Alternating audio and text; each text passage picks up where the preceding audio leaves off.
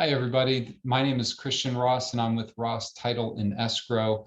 I am a licensed attorney in Florida and Georgia, but today we're talking about a follow-up on some articles that we've released recently regarding special assessments. And one of the articles we wrote was specifically for NABOR, and the most recent one that we've sent out is in regards to FAR-BAR.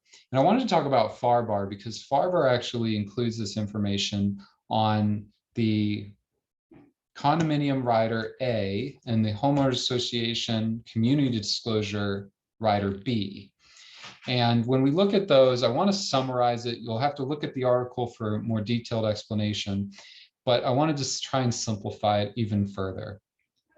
At the end of the day, the seller is going to be responsible for any fees, any special assessments that are due at or prior to closing. Whether it's disclosed or not, the seller is going to be on the hook for those assessments. So a typical example would be that the association has passed an assessment regarding the roof, and it's going to be $10,000, and it's going to be due prior to closing for the specific transaction. So the seller discloses on the riders that this is coming, that that it's been passed, and the form doesn't really allow you much flexibility. That makes it a seller cost. Seller's going to have to pay that, even if it's disclosed.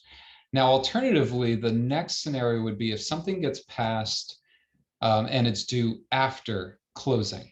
So if it's due after closing, that's where we actually have some flexibility. And it's where we really like this form as compared to NABOR, because it allows you to choose whether the buyer is going to take on that responsibility since it's due after closing, or if per the negotiations, the sellers agreed to pay these as well. And so you actually have the choice on both of these. And I'll read off the condominium rider first. If special assessments levied or pending exist as of the effective date are disclosed above by seller and may be paid in installments, and then you have an option to check buyer or seller shall pay installments due after closing. And then if we look separately on the Homeowners Association, it says seller shall pay all installments which are due before closing date, prior to or at closing, and then check one, buyer or seller shall pay installments due after closing date. So that's the simplest explanation I could think of. You can only really negotiate on these things, who pays it, for things that are going to be due after closing.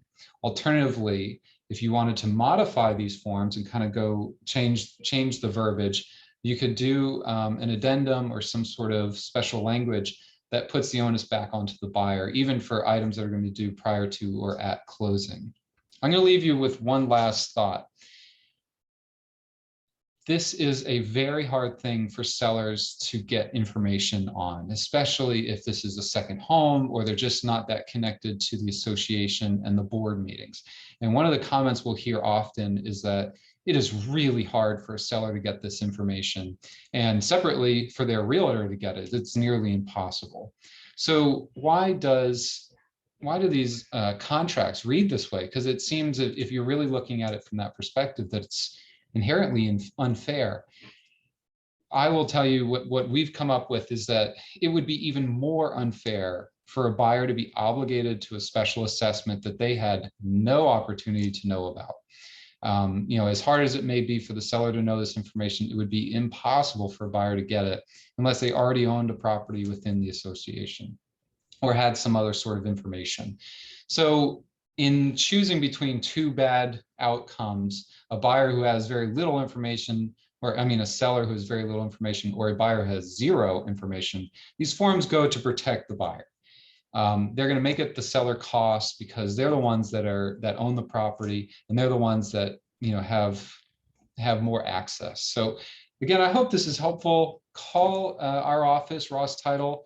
My dad, Donald K. Ross, has been in the industry for a very long time. And then myself, I recently joined Ross Title from an Atlanta law firm. So together, we hope to service you and answer any of your questions. Be on the lookout for more of these types of informational settings, and reach out if you have a closing or a question. We would love to help you.